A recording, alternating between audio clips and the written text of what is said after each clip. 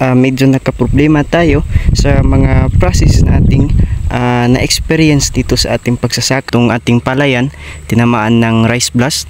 So unti-unti na dumadami yung rice bag na dumadapo sa ating palayan. Hindi natin to mapakinabangan. So ayan yan. So sayang din. So ito na pala yung itsura ng ating palay. So ayan. So tingnan nyo. So nagsimula na siyang payuko na or naninilaw na yung butil niya. So pahinog na siya. So ayan na. Yan ang mga ka-farmer, no. So yan.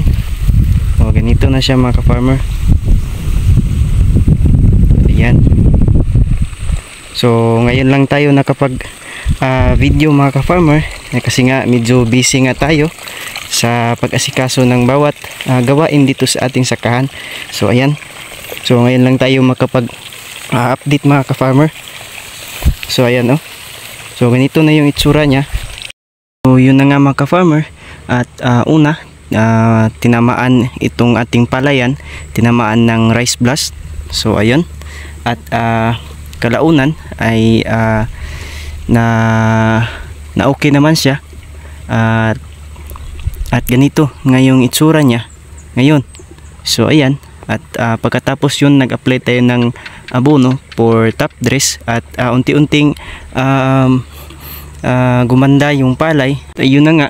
At hindi tayo nag-apply ng gamot para sa rice blast.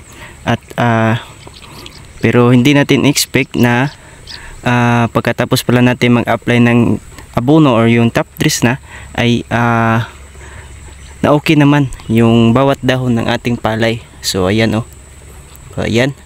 So importante talaga yung maging healthy yung ating dahon ng ating palay. Pangalawa naman, at yung lumalabas na yung bunga ng ating palay ay unti-unti na dumadami yung rice bag na dumadapo sa ating palayan. Kasi nga medyo huli yung ating pagsasaka dito at marami na yung nagsimula ng pag-harvest nila. At siyempre yung rice bag ay lilipad yun at hahanap din yun ng pwedeng makain nila. Kagaya nitong ating palay is yung pagsisimula ng pamulaklak niya at unti-unting dumami yung pagdapo ng mga rice bag. So ayun. At ginawa natin ay apply tayo ng spray. So ayun. At gumagamit tayo ng chemical para pang spray ng rice bag. So ayan. At kahit hindi naman naubos lahat. So ayun yung rice bag. So ayan. At medyo okay na din yun para mabawasan naman yung mga insekto ng ating palayan. Yun na nga mga ka-farmer, no. At malalaman lang natin to yung magiging resulta ng ating pagsisikap ng ating palayan. So ayan. So kapag harvest na itong ating palay, sungin ko naman ay expected na din yun na bababa yung ani natin ngayon dahil nga sa marami tayong na-experience na mga kahirapan sa pagsasaka. So yun. Yan nga gaya ng tinamaan ng sakit yung ating palay. So ayan. Yan, no. At isa pa ito. Yan. Namaan ng stem borer at hindi naman natin na madaling naagapan. So ayan. Ganito yung nangyayari mga ka-farmer, oh. Yung kulay puti na yan. So ayan. Yan yung ito yung sanhi ng stem borer. So yan. So ito yun mga ka-farmer, oh. So sayang naman yung ganito at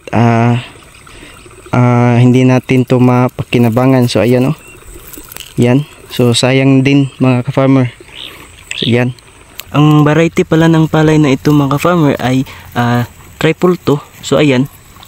Dalawang uri pala na palay ang itinanim natin sa ating sakahan. So ayan.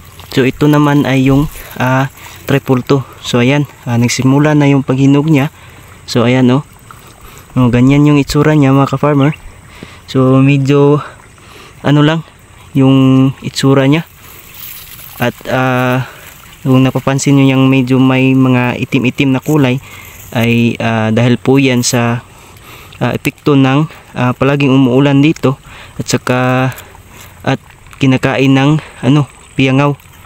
So ayan oh. So kahit na nag-spray tayo ng pangpatay ng piyangaw medyo napakarami talaga ng insekto na ito. So yan. Dito naman mga ka-farmer ay ang variety naman na ito ay yung purpurto. So ayan.